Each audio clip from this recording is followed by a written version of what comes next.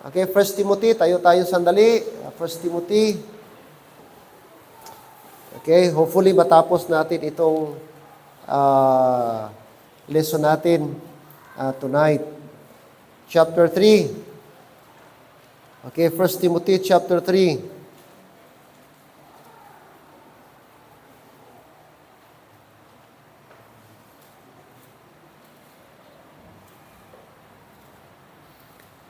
Verse 4 to 7. 1 Timothy chapter 3, verse 4 to 7. Okay? So, umpisa tayo magbasa. Verse number 4. Read. One that ruleth well his own house, having his children in subjection with all gravity. For if a man know not how to rule his own house, how shall he take care of the church of God? Not a novice, lest being lifted up with pride, he fall into the condemnation of the devil. Moreover, he must have a good report of them which are without, lest he fall into reproach and the snare of the devil. Let's pray. Tonight, Father, we thank you this evening sa privilege po muli na maka-attend kami ng midweek prayer meeting and Bible study. Salamat sa strength, salamat sa protection, salamat buong araw. Iningatan, gi-guide nyo kami, Lord, sa mga lakad namin. Thank you po sa mga bagay na accomplish namin for today. And tonight, we pray na once again, allow us, Lord, na matuto. Ngayong gabi, we can learn something sa aming Bible study. Let the Holy Spirit speak to us and let the Holy Spirit enlighten our minds. We submit our hearts to you, Lord. We acknowledge our helplessness without your help. This I pray in Jesus' name. Amen. And amen. Be seated. Okay, in our previous study, patuloy tayo, requirements or criteria or qualification of a bishop or a pastor or an elder. Okay?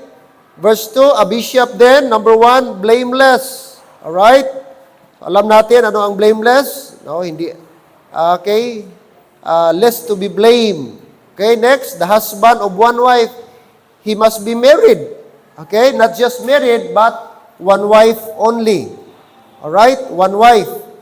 That is why, next time siguro, kung meron bang maglabas, i-allow ng Panginoong Diyos na magpastor muli, I will not allow na lalabas o i-send out natin na hindi married. Okay? Hindi married kasi, biblical po yan, Brad, na dapat may asawa. So, bago natin ipadala sa field, dapat may asawa. Like I said, si Pastor Asriel, wala tayong magawa. Before yan nagdating sa atin, married na po, single na po yan. I-adapt natin, so wala tayong magawa. O, si Pastor Noel, at least, stable na. Pastor Glenn, Pastor Aaron, at least okay na. So kung next time, meron mag-send out natin, we must see to it na married na. I will not allow na, mga kapatid, na ipapunta natin sa field na pagpastor na single. Kasi maraming disadvantage. In fact, biblical na may asawa dapat. No? May asawa. Okay? Alright, ano pa? Husband of one wife, vigilant, sober, of good behavior, given to hospitality. Dapat ang isang pastor, hospitable. Ating example po yan, si Gios, last Wednesday. What else? And up to teach, able to teach, capable to teach, has the ability to teach. Verse number 3, another qualification, not given to wine. So, meron na bang mga tao na gigawa nilang excuse? Don't you know, pastor? Sabi nila na ang author sa pag-inom, ang author sa wine, si Jesus Christ. Oh, nag-quote pa ng verse. Di ba ang first na miracle na nag-perform ni Jesus Christ, yung wedding of Cana? Di ba nag-inom man to sila? Oh, yun pa yung mga excuse nila, pag-quote pa sa verse. Pero mali po yun. Iba po yung inom. Iba po yung nag-inom. Okay? Kung tingnan nyo po sa history, part po ng custom o tradisyon ng mga Hudyo ang wine. Pero ang wine sa kanila, hindi po intoxicating. Hindi po makalasing. Iba po yung gigawa ni Jesus Christ. Kasi sa culture lagi, like I said, ng mga Hudyo, part talaga nila wine. Oh.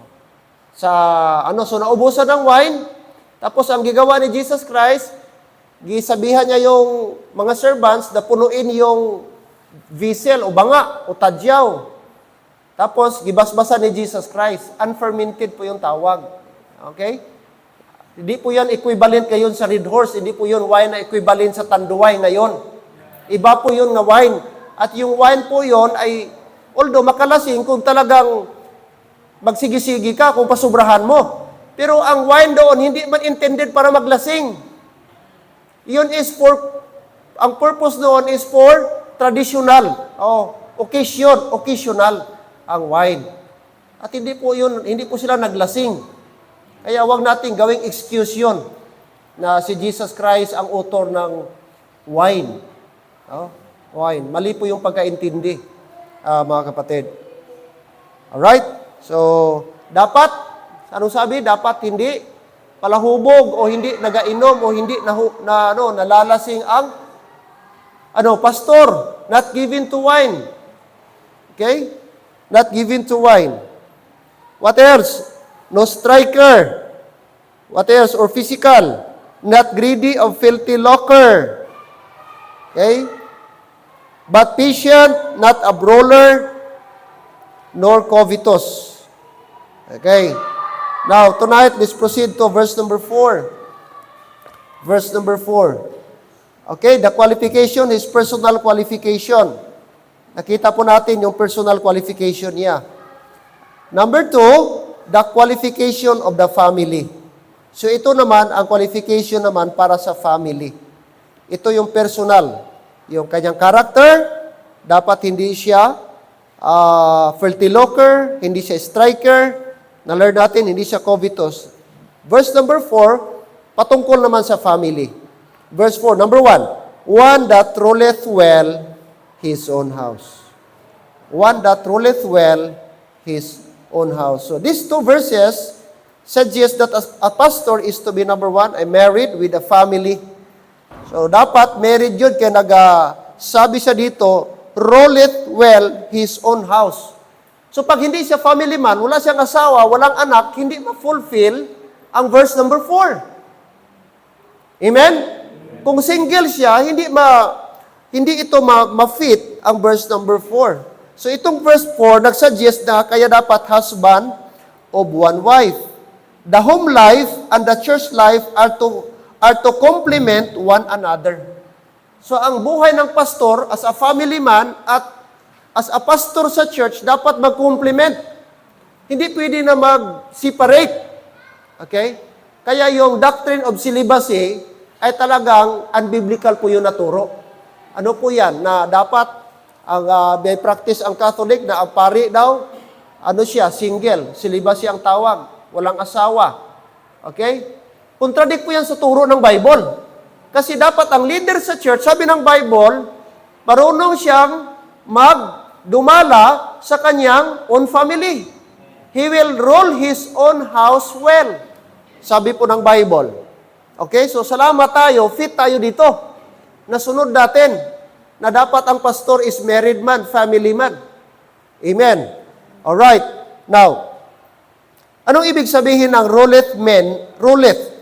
Yung word dyan sa verse 4. Verse number 4. One that ruleth well his own house. The word ruleth means to stand before. To stand before. Or to lead. Or to attend to. Pag sinabi mo yung ruleth, gilid mo ang family mo, gi-attender mo, gibigyan mo sila ng pansin. In short, it indicates care and diligence. Care and diligence. Na kung hindi ka family man, paano mo ma-lead? Paano ka mag-lead sa someone pag single ang pastor? Kaya nag-suggest talaga ang verse na dapat family man ang pastor. So ano dapat ang isang pastor when it comes to family, na lead niya ang kanyang family, gi-attend niya ang kanyang family, gi-care niya ang kanyang family with diligence. With diligence. Roll it well means right or truly. Take note the word well. Hindi lang nag-roll. But ang verse that suggests rolleth, anong klaseng mapag-roll? Rolleth well. Kasi may mga, ibig sabihin, ang pag-roll sa panimalay, hindi yung tyrant style. Hindi yung dictatorship. Yung natatakot at nagrespeto yung member of your family because of their love, not out of fear. Nakuha ninyo? Kasi merong mga ano din na gatipto sila. Ang kanilang pag-ubi, ang kanilang pag-submit because of fear, not out of love. Iba kasi yung out of fear and out of love. Ibig sabihin may something, aloof sila. Oh. Anong example? Bakit sumusunod sa batas ang mga Chinese? When it comes to drugs, bakit dito sila gaano ng bagsak ng drugs sa atin? Kasi alam nila na walang death penalty. Doon sa China, walang bargain doon. Pag nadakip ka, nag-post ka ng drugs, nag-use ka ng drugs, wala nang kaso-kaso. Automatic death penalty yun. Ganon sila tyrant sila talagang, wala nang negotiation yon. It's very strict sila. So that is out of fear. Oh. Kasi batas talaga nila. So dito, ang sabi ng Bible, no, dapat ang pag-submit, dapat ang pagdumala ng isang pastor sa pamilya niya, it should be roll his own house well. Meaning in biblical practice. Okay? It should be based upon the Bible truths. Hindi mo pwedeng i-intimidate ang member of your family. Hindi mo sila pwedeng takutin, hindi mo sila pwedeng gamitan ng dahas or physical para sumunod sa iyo. Hello, amen? Kasi we cannot deny na may mga member of the family or pastor din na sumusunod lang yung asawa nila, gasubmit yung asawa nila, mga anak nila kasi takot sa kanilang pastor o takot sa kanilang tatay. It could be takot kay kuhaan ng allowance, it could be takot kay i-cut off ang support or anything. So nagsunod sila, hindi na po sa ibang paraan. Kaya sabi ng Bible, roll it well. Okay? Meaning in a righteous manner. Okay? Righteous manner, that which right for him as a father and for the child as a son or daughter. Iba kasi yung sumunod ka out of love. Amen? Iba yun eh. Kaysa gi-intimidate mo, tinakot mo, gi-pressure mo. Iba yun. Kaya maliwanag po ang Bible, mga kapatid.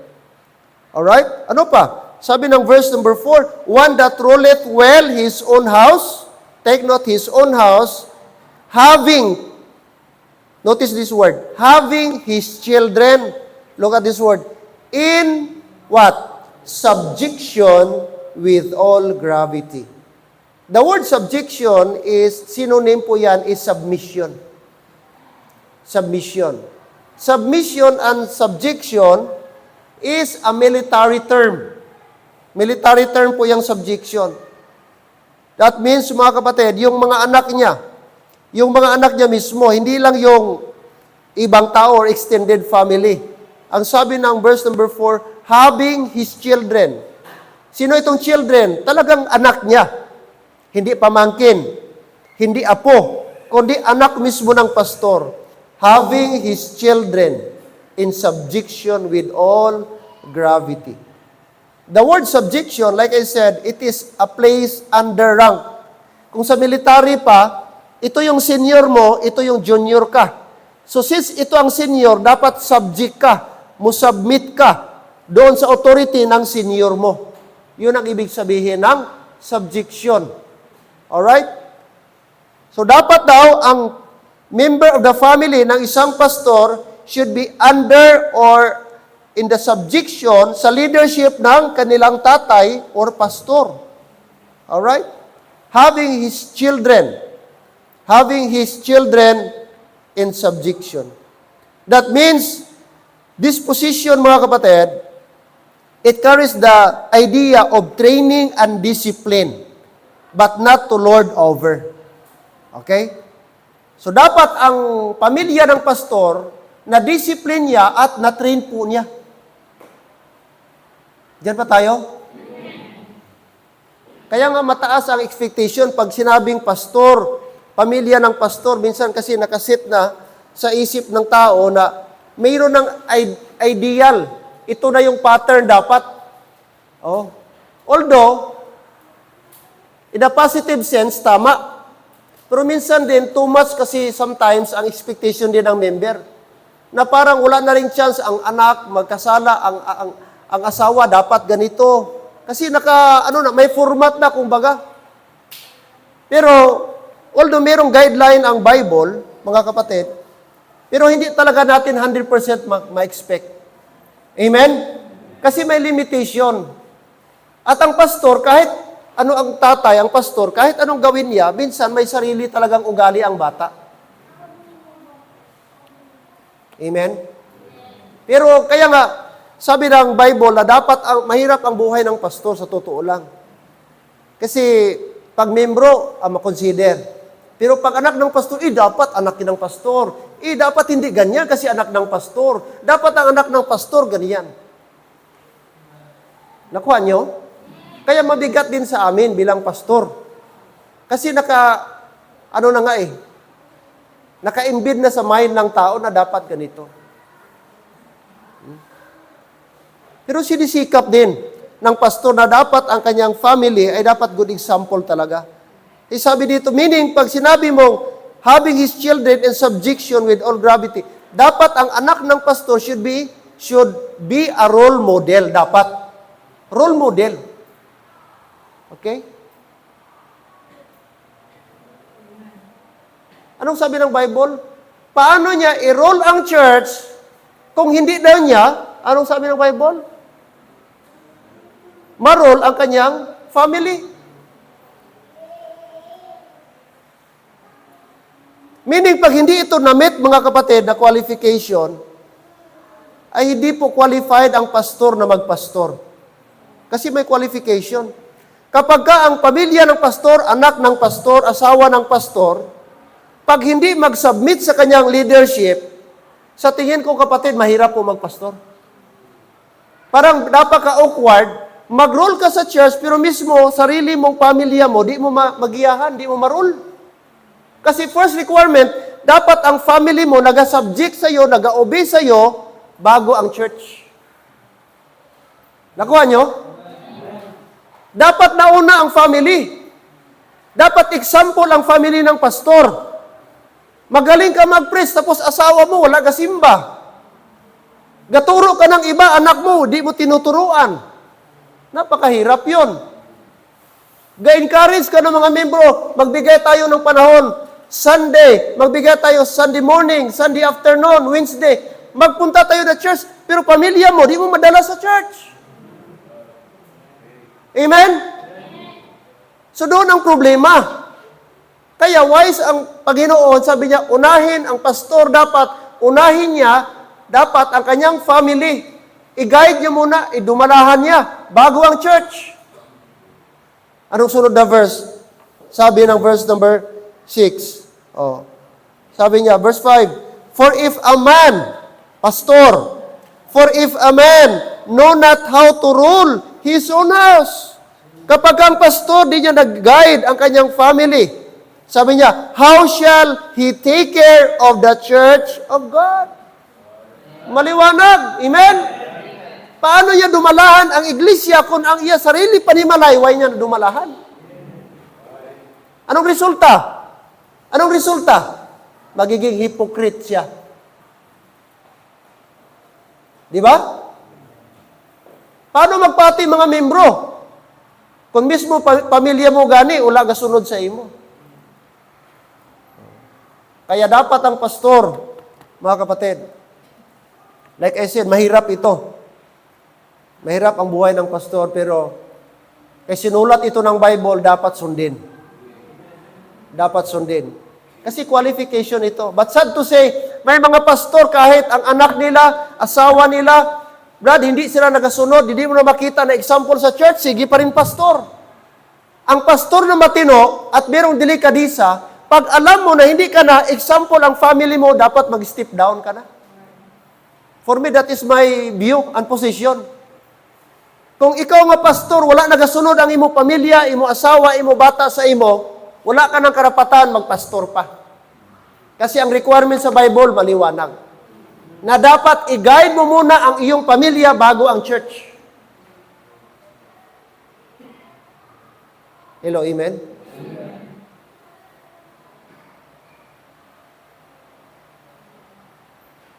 Let me say this, mga kapatid. Alam niyo, anak ni Pastor Abante, kung grabe ang history, testimony ni Pastor Dave Cabrera, masubra pa. Masubra pa. Ganun ka-wild. Ang anak niya tadtad ng tato. Anak ng pastor, tadtad ng tato. Kahit sinong babae lang, dalhin sa mga lads. Kahit sinong babae. Anak ng congressman daw siya, anak ng pastor. Kita mo? Pero ang tatay, gapastor pa rin. Napaka ano sa mga membro. Ano yan siya. If you know Pastor Abante, pag nagkasala yung membro niya, ginatampa niya na. In the front, ha? Ginaganon niya ba? Ganon ang practice niya. Nakalimutan lang yung sa driver niya, na membro, nakalimutan ang Bible sa sakyan. Gipatayo niya, tapos gipasampal niya. Ganon siya ka-stricto, ganon siya ka-ano. Pero tingnan mong pamilya.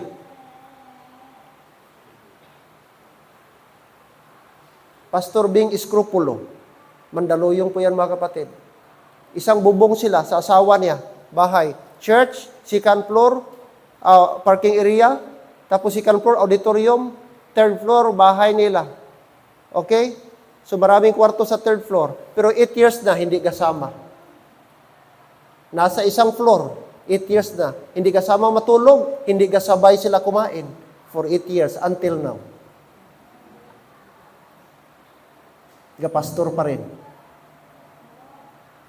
Physical sila, kuno, mag-asawa, mga kapatid. Pero sa relationship, wala na. Almost 10 years, ganun ang sit-up. Until now. Until now.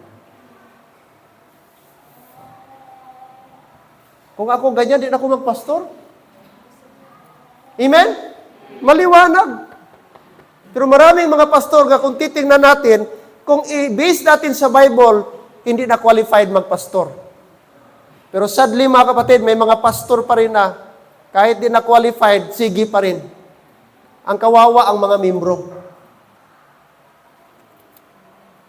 Solemn ito, sacred ito na posisyon. Calling ito, mga kapatid. Hindi ito secular. Hindi dito pagalingan na marunong ka lang mag-English, marunong ka lang magtayo, marunong ka lang mag-interpret ng Bible, marunong ka mag-preach, okay ka na. No! It's about personal life. It's about character. The bottom line is character. Kahit ano ka kagaling, gaano ka ka-articulate, gaano ka kagaling mag-ano ng Bible, mag-preach. Kung ang buhay mo naman, hindi man mag-fit sa Bible, no! Hindi ka dapat magpastor. It's about character. Di ako believe sa mga pastor magagaling mag-preach, pero ang ugali, hindi naman tama. Mas piliin ko pa kahit elementary lang, pero Brad, malinis ang buhay. Pure ang buhay. I don't care kung marunong siya mag-Tagalog, I don't care, marunong siya mag-English, o kahit Cebuano pa rin ang Bible niya. As long ang buhay niya, example, saludo ako sa mga pastor na gano'n. Kasi buhay pinag-usapan dito. Ugali, pinag-usapan dito, dapat mo fit ang buhay mo sa Bible na criteria. May qualification ng Bible. Personal, may qualification. Sabi dito, not striker, brawler. Pangalawa, may qualification sa family. Kung di niya maka-role sa house well, he cannot also rule the church. Amen? Maliwanag ang Bible. Mga kapatid. One that has his children in subjection with all gravity.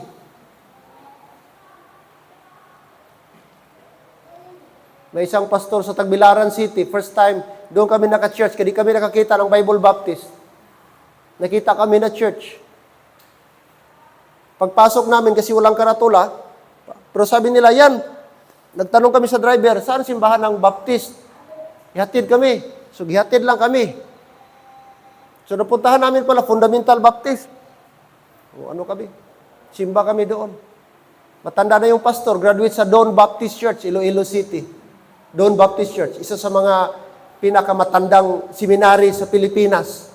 American din yan ang nag-start yan. Dawn ang apelido. Baptist Seminary. Ilonggo ang pastor from Iloilo. You know what? Habang ka-preach ang pastor, sa unahan lang, few blocks away, nandun ang anak. Oh, inom ng Red Horse. Tapos, nagabidyoki pa.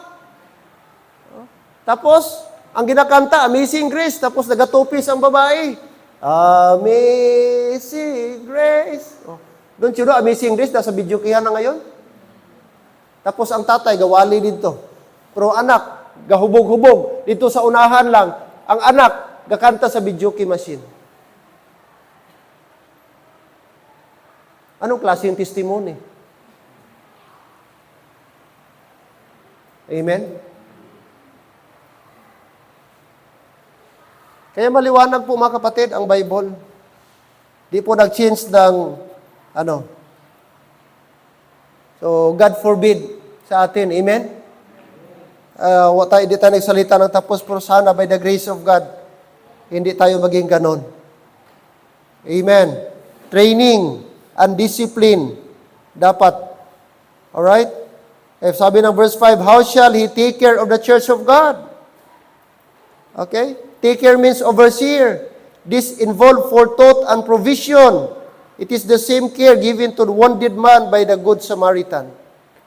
Ito po yung example, okay, ng take care. So dapat ang pastor i-take care ang church. Alagaan ang church. Alright? Bantayan ng church.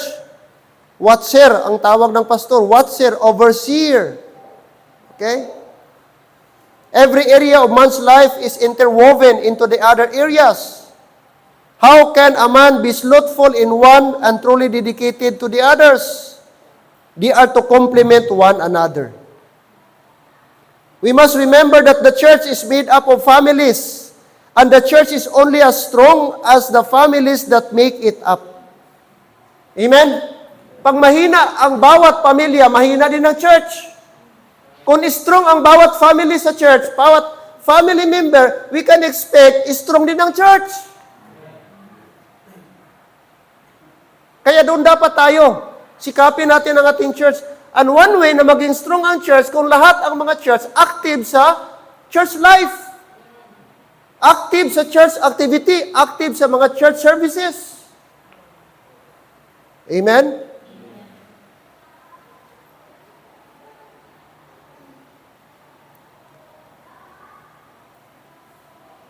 How can a pastor effectively pastor families if he has none of his own or if his is out of order?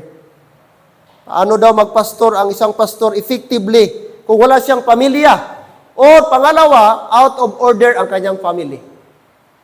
So dapat, mag-indefinite leave mo ng pastor. Kung nakita niya ang kanyang family na out of order, okay? Kung meron siyang associate, siya muna ipapastor. Ayusin ko muna ang aking pamilya rito. I-troubleshoot ko muna, i-fix ko muna ang aking family. Kung okay ng aking family, that's the time pwede na siyang magbalik sa pulpit. Pero hanggat sira ang family, hindi na ayos ng pastor, ang kanyang anak, kanyang asawa, kanyang pamilya, I think it's better na ipaubaya muna niya sa iba. Amen? Yan ang order sa Bible. Rule his own house well. Oh, dapat na-guide niya. Na-rule niya ang kanyang family ng tama. Kaya, saludo rin ako sa mga pastor na whole family sila naglilingkod. Ang asawa nasa ministry, ang mga anak nasa ministry. Dapat kaganda. Oh, isa sa mga hinangaan ko na pastor, Pastor Doug Season. Ang kanyang mga anak very involved sa ministry. Lahat na anak niya, galing sa lalaki, 4 man yung anak niya, 2 babae at saka 2 lalaki. na lahat sa ministry. Although yung lalaki niya, wala man sa pastor, yung pangalawa, yung pangatlo ba yan, yung, parang PE, personal assistant ni Manny Pacquiao, si David Sison. Pero pag mag-uwian dyan, talagang hands-on. Siya sa media, siya lahat ng mga activity, spearhead talaga siya. Yung heart niya, kahit hindi siya pastor, pero nandun pa rin sa ministry. That is why saludo ako sa mga At bibihira lang yung mga pastor na talagang ang whole family very involved sa ministry. Very seldom, hindi lahat. May mga anak ng pastor na sa secular, o hindi man natin ma-judge yan, pero doon ako sa mga anak na dedicated sa ministry. The reason why si Pastor Dave nag-rebelde, it's because siya lang, number one, siya lang isa na anak.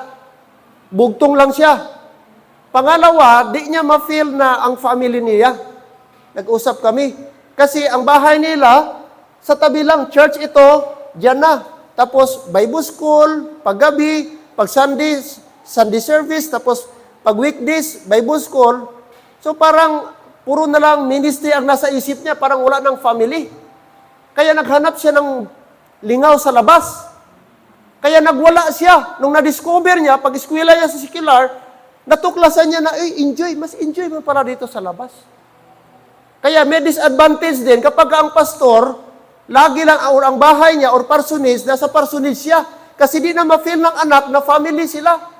Kasi wala na silang privacy, puro na lang, pastor, maaga pa may magpastor, ma'am. So, wala na. Ang isip niya, puro, ganito pala yan. Parang na-bored siya, parang siya, na-wear out siya, ganyan. Kaya pasalamat ako kay Lord na wala kami dito sa church. At least pagdating namin sa bahay, ma-feel namin na family. At makarelax ako na at least, which is good. In fact, ibang mga senior pastor nagsabi, it's better kung meron man lang mag-chance, it's better talaga na huwag ka sa church mag-stay. Kaya ang ating mga anak minsan din, ma-realize nila at ma-feel nila na iba yung buhay sa labas at iba yung buhay sa pastor. Sa ministry. Kaya si Pastor John, pinabahayan ng mga membro niya. Nagsiparit. Sa amin naman, salamat. Gialaw ng Panginoong Diyos, may property si ugangan ko. Praise the Lord. Kaya kung wala siguro, kung mag-rent kami ni Mambig ngayon, another burden din sa amin. Salamat, wala man kaming sariling bahay. Kaya ugangan, but at least nakagamit kami. Amen? Iba yung pagdating sa bahay, minsan. Dito, loaded pagdating sa bahay. Wow, salamat. Na ma-disconnect mo ang church at ang family for a while. At maraming mga anak garibildi dahil doon. Ganyan na sit up, mga kapatid. Okay? What else? Ating makita. Okay? Verse number 6. Ito naman, mga kapatid, kanina, family, the qualification of the family. Ito naman, qualifications of experience. Verse number 6. Verse 6. Not a novice. Not a novice. Anong ibig sabihin novice? The word novice means neophyte. Neophyte. Pag sinabing neophyte, kung sa atin pang layman's term, amateur. Bago pa ba? Bago pa. Hindi pa well experienced. So dapat daw, ang pastor, in other words, hindi newly convert. Hindi bagong na-save lang, bagong na-baptize, nagpastor ka agad. Ay, hindi pwede. Anong tendency? Sabi ng Bible, sabi niya, lest being lifted up with pride, he fall into the condemnation of the devil. So, meron pong danger, mga kapatid. So, dapat ang pastor, dapat season muna. Ibig sabihin, hindi ba season. Dapat matagal mo na siya, na-train mo na siya.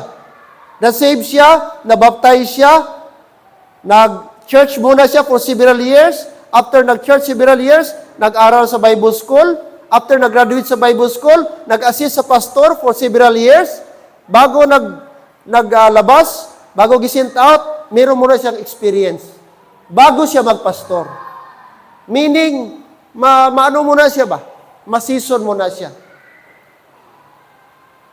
Anong sabi ni Pastor Doug Season kay Sir John nung una? After you graduate, you stay with your pastor. If you want to go to the field, stay with your pastor at least 3 to 4 years. Yun ang sabi ni Pastor Doug. After ka mag-graduate, stay ka muna sa pastor mo. 3 to 4 years bago ka proceed sa mission field. Which is true. Yun dapat, mag-observe pa. Ako, after graduate sa Bible School, nag-stay kadali sa Tagbilaran. Pagdating ko dito, South Cotabato, 2002, nag-assist ako kay Pastor John. After several years, nag-start sa Tampakan, bago dito sa Marbel. O at least nakakuha ng experience. Iba din kasi yung ga-observe ka, ga-assist ka. So sabi ng Bible, not a novice, or newly convert, or neophyte. Right? Lest being, a new convert must never be given the office of a pastor, for he will fall through pride. Spiritual maturity is an essential requirement. Tama, amen? Spiritual maturity. Dapat hindi hilaw. Dapat mature doctrinally. Dapat mature ang pastor by character. Kasi, take note, ministry is people. It is about people.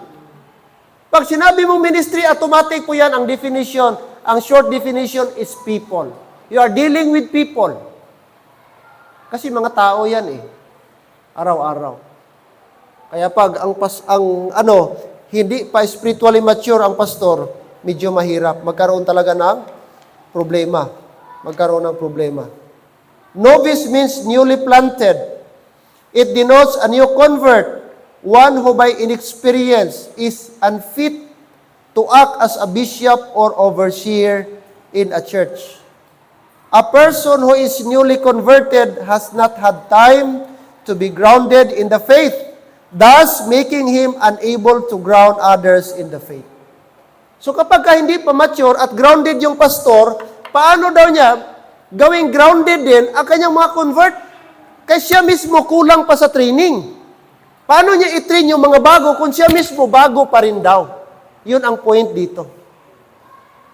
Hindi sinabi ng Bible na hindi talaga totally, pero kailangan pa niya ng enough time para matrain bago siya maging pastor. Hello, dyan pa tayo? Not a novice.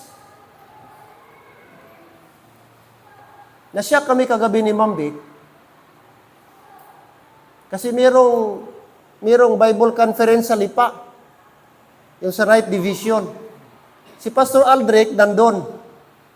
Actually, kung hindi lang conflict sa ating activity ngayon, Monday night nag-start, mag-attend sana ako. Nag-monitor ako kagabi sa live. Meron silang testimony time. At nasyak kami ni Ma'am Vic. Si Ma'am Vic nakakita. Sabi niya, Daddy, tingnan mo, sino ito na testimony? Nakita ko doon si Michael Lambong. Si Michael Lambong ba? Yung tibuli na nag-stay sa atin dito na ang asawa niya, sinong pangalan yun? Monique. Nandun, nag-testimony. So, nasyak ako at the same time natuwa ay salamat. Kasi itong si Michael Lambong, may pagka-leaning siya sa Calvinism. May pagka-Calvinist siya. Ang kanyang belief, leaning sa Calvinism. Na ang tao daw, kahit ano mo kasulwinin, kung di siya pinili, wala kang magagawa. Kaya hindi ka chosen. Kahit ano mo kasulwining na, wala na siya. Kung baga predestination, ikaw predestined, ini si Mary Chris, ini siya, napili na nga palangit. Ini si Jinsel, kahit anong himuon niya, impyerno gini, pa-impyerno na, may naka-predestined na, impyerno, kahit anong gawin niya, impyerno na gid siya. Iyon ang pagkakalbinism, which is delikado.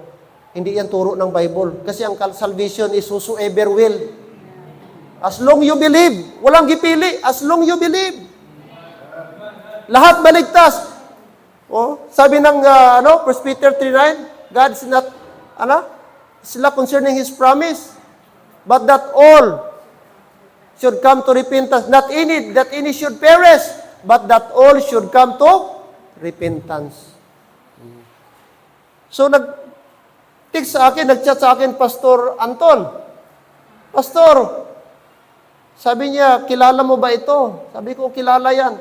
For several months, nagpasilong yan sa amin. Pero, kailangan pa yan i-train at saka leaning yan sa Calvinism. At natutuwa ako, nandiyan naka-attend ng conference. Sabi ko, mahilot pa yan pag naturuan ng tama. So at least, amen. Salamat, nandoon siya. At least maintindihan niya yung salvation doon. So ipag-pray po natin. At ngayon, inamin niya sa testimony, iwan ko nakamonitor kayo, wala silang local church. Wala siyang local church ngayon. Wala. Maybe sa bahay lang or ano. O kung meron mang church talaga siya, visitor lang siya, regular attendees, but not a member. So ipag-pray natin na sana po gamitin ang yung conference sa Batangas, sa Lipa, na ma-open ang mind niya. At maintindihan niya yung real gospel. Pag-pray po natin. Actually, may anak na. I don't know, ilang months na ang kanyang anak, mga kapatid. Alright. So gusto niya kasi, nagpasilong sa atin, kay gusto na siyang magpastor. Ngayon, hindi ko man gisin out, gina-observe ko pa, nagsunggod, kaya nag-alis. Yun ang dahilan, nag-alis. Kasi hindi ko gisin out. Sabi ko, mag-stay ka muna, di pa tayo kilala. Di pa tayo, di ka pa namin kabisado. Stay ka muna dito. Gusto na kagad, gahara-hara na. Sabi ko, sorry. Pastor, mag-uwi na kami doon, magbalik na kami. Kaya mayroong church doon na ipahandle din sa akin sa Tiaong Quezon. Sige ba? Make sure na kalooban niya ng Panginoon. Sige, nag-alis sila. Ngayon, di man din na-materialize. Mahirap yung emosyon mo lang. Dapat alam mo ang calling ng Panginoon. At may criteria ang Panginoon. Not a novice. Sabi ng Bible. Okay? The word novice is not dealing with youth. For Paul dealt with Timothy concerning his youth. Hindi ito, pag sinabing novice, bata pa. Kundi spiritual maturity. Pwede ka man maging matanda na, pero immature ka pagyapon sa spiritual mo. Pinag-usapan dito, yung spiritual, na dapat hindi ka newly convert. Hindi ka bago lang na-save, bagong Christian ka lang, pwede ka na magpastor. Yun ang ibig sabihin. Alright? So dapat maliwanag. He will be faced with a grave temptation of pride. Kasi may tendency daw to reasons na dapat hindi pa daw novice, kaya baka daw madala siya sa temptation of pride. Pangalawa, the people will have hard time responding to his leadership. Okay? Magkaroon pa ng, hard time ang mga tao na makasubmit sa kanya because of his leadership. At yun po ba kapatid, ang nangyari ngayon sa kabila. Struggle. Bata pa yung pastor. Doon sa kabila. Struggle ngayon. Kay, siyempre, mga banggiitan na itong galing dito. Tapos mga isip nila, mga bright. Sila ang bright. Tapos itong isa, bago lang, gi-install pa. Hindi talaga siya, nag-decide na siya. Sabi lang ni pastor yun, okay, ikaw magpastor ya. Ngayon, sino ngayon ang pastor? Sila pa rin yung mga galing dito. So ang pastoritoy lang. Pastoritoy, sunod-sunod. So dalawa na yung tendency mangyari. Kung i-impose niya ang kanyang pagiging pastor, na full-fledged ang kanyang pagiging pastor, ako ang masunod, kaya ako ang pastor, magkaroon naman ng problema. Kung ayaw niya, sunod-sunod lang siya sa mga banggiitan, mga bright. So ang gawas yan, pastor-pastor lang siya. Hindi siya ang totoong pastor. Kaya sila pa rin ang final say, sila pa rin ang ga-decide, sila pa rin. Labi na yung isa, kaya siya ang pahimuan tani kisame, pahimuan tani suga. Ang pastor, sige Brad.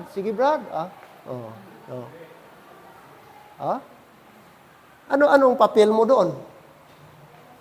Nakuha nyo? Pastor by name, but by practice, hindi. So, yun mga kapatid. So, the people will have a hard time responding to his leadership. Lest being lifted up with pride means to be elevated with a high position and gifts that he is supposed to have. Baka din ma-overwhelm din yung pastor sa posisyon, ayun, ang pride, ang danger.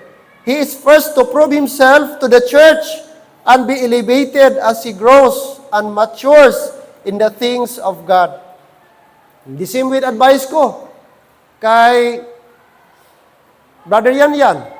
Sabi ko, Brad, gusto mo ma-train? Gusto mo someday? Sabi niya, gusto ko makabalik sa ministry, Pastor. Okay, praise the Lord. Pero sabi ko, sige, stay ka muna dito sa church. Observe ka, tulong ka sa akin, assist ka sa akin. Opo, Pastor. And then later on, nag-decide siya, Pastor, pwede po ba ako mag-eskwela sa Bible School for further studies? O sige, kung gusto mo, padala sa Mount Calvary. Para mag-mature pa gid, para ma-train pa, para maging effective pa, kumbaga mapalis pa. Okay? Sabi ko, pero anong nangyari? Nawala na parang bula. Ang sayang. Hindi natin pwede nga isin out natin na hindi natin kilala. Hello, amen? Mahirap, mga kapatid. Hindi natin sila kabisado. It takes time. Ikaso lang ito mga tao, mga impatient. Hindi makahintay ng tamang panahon. Alright. Pride is to think more highly of oneself than what one ought to think. It is a real wide open door for the devil to get advantage of him. Yan ang danger. Pride is the means of downfall and how much disgrace can be brought upon the body of Christ when this happens. Lest he fall into reproach and the condemnation of the devil means that the devil can take advantage of him and disgrace the Lord's church as well as to destroy the man's ministry. Fall means to fall among. Condemnation means to sentence, pronounce, verdict, or decision. All right. And then look at verse number 7. Look at verse 7, mga kapatid. Moreover, anong sabi ng verse 7? Moreover, he must have a good report of them which are without, lest he fall into the reproach and the snare of the devil. The qualification of the family. Number 2, the qualification of his experience. Dapat hindi siya novice. Last, the qualification of a good testimony before the world. So, ang qualification number 3 ng pastor, moreover, he must have what? A good report. Mahirap ang buhay ng pastor. Sa totoo lang, mga kapatid, no? Kay always ka, dapat watchful ka, dapat careful ka. Ang membro, maglakad, mag-act, okay lang. Walang magpuna, walang magsita, walang mag-comment. Pero pag pastor na gani, nakuha niyo? Kasi ang isip ng membro, pastor? O question ka, pastor? Pastor tapos ganyan? Wala nagsabi, men? Married lady? Walang question mark. Pero pag pastor, taas ka garkilay, pastor? Hello? Di ba? Kunting lang, pastor? Yung pagiging pastor ba? Parang nakapackage na talagang dapat ganito ang pastor, dapat meron na siyang ideal na ganito na. Kaya mahirap. Hirap po, pastor, mga kapatid. Hindi basta-basta. Kasi merong So sabi ng Bible, by the grace of God lang talaga. Amen? Grace lang ng Panginoon. Moreover, he must have a good report of them. The pastor must have an excellent testimony from those outside the church, mga unsaved. This does not mean that the that he must compromise his convictions concerning the precepts of God to please them in no way. But it is that his manner and method of lifting should be respected and without reproach by the community in which he lives. Okay? This does not mean that he must be a worker, pay his debts, and not to think that the community owes him a living because he is a preacher or a pastor. Also, morally live above reproach. Minsan, looy ang pastor. Bakit pastor? Mag-apply ka motor, lagay mo, anong occupation? Pastor. Pastor. Oh, wala pa? Ang ga-evaluate, dali lang sir ha, mamangkot anay ko sir. Mamangkot anay ko sa amon supervisor sir. Kasi ang nasa isip na pag pastor, away proper ni, wala itong fixed income. Pastor ni, may 2 years, transfer naman ni. Paano ito makabayad sa motor? Paano na ito habulin si pastor? Oh. Pag pastor, head to foot pa. Pastor. Oh.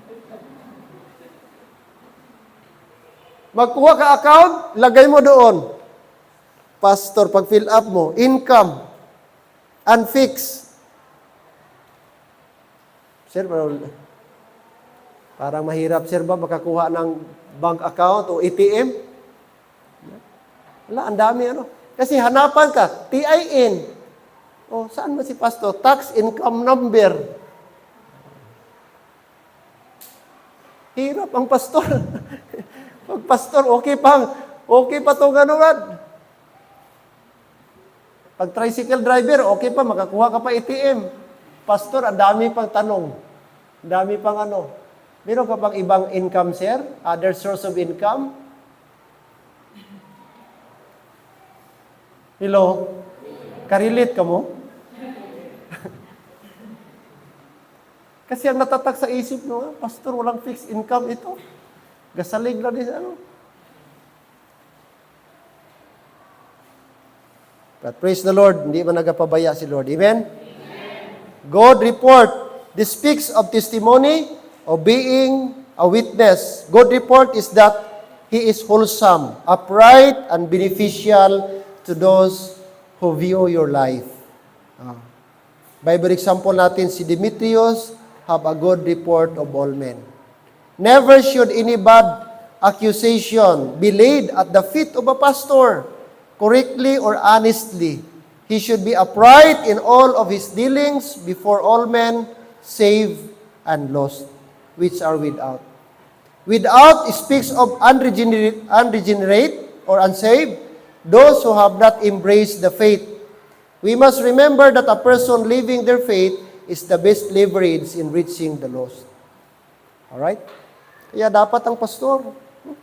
Pastor ka, utang diri. Tapos dito sa piyak, may utang naman, may bayad-bayad. Tapos dito naman. Kahirap yan, no? Mag-witness ka, mag-soul-winning ka, tapos meron kang ganyan. Do you think effective ka? May magpati sa imo? Tapos pastor ka, kasi ang experience ng tao, pastor, ganito. Tapos, pastor, ganyan. Nalaman nila, pastor, ganyan. So, wala na. Bad record na. Kaya, mahirap talaga. Alright? Kaya, pag-pray nyo talaga ang pastor. Amen? O, kay hindi po easy, mga kapatid. Alright? Lest, the word lest shows the probability of falling, but not that it is the norm or has to be the norm. Satan is after the man of God and will keep on his heels as a hound dog after a rabbit. The answer for a pastor as well as the church members is found in James 4:7. Submit yourselves therefore to God, resist the devil, and he will flee from you. Verse number 8, draw nigh to God, and he will draw nigh to you. Cleanse your hands, ye sinners, and purify your hearts, ye double-minded. Jeremiah 3:15, we will close. Jeremiah chapter 3, verse 15. Jeremiah 3:15. All right? Jeremiah chapter 3 verse 15. Chapter 3 verse 15.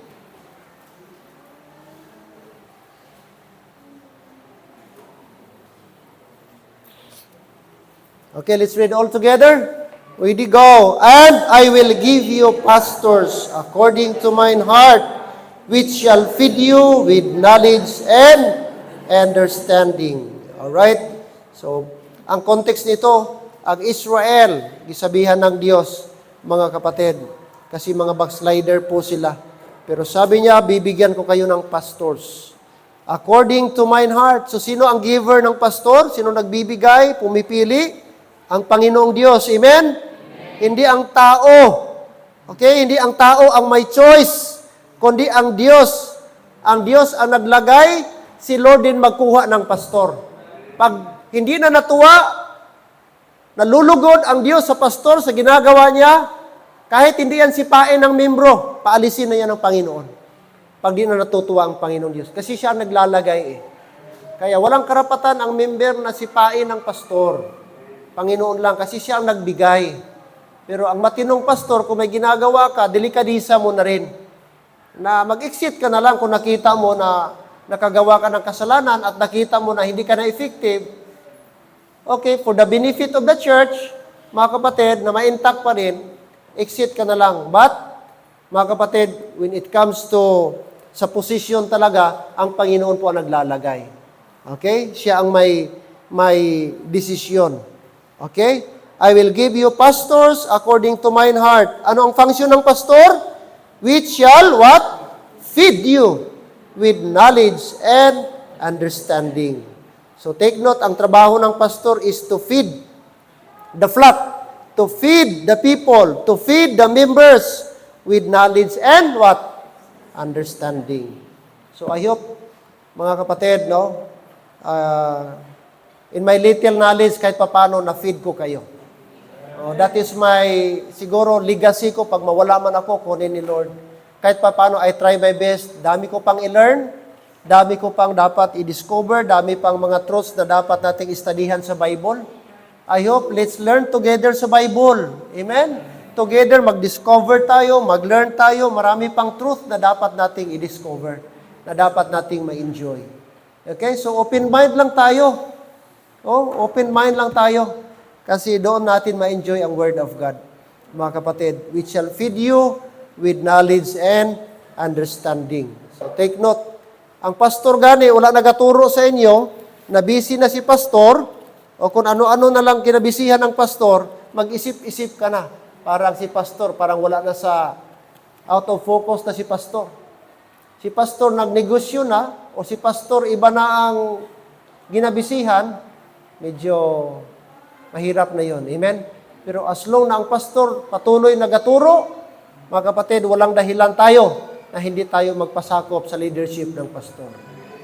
Amen. Okay, tayo please. Tonight, salamat mga kapatid sa qualification po. No, merong qualification ang pastor. Hindi ito secular na, kung ang secular nga, may qualification, much more po sa Panginoon. Amen. Father, we thank you for tonight sa lesson. Salamat, Lord. Nagbigay po kayo ng mga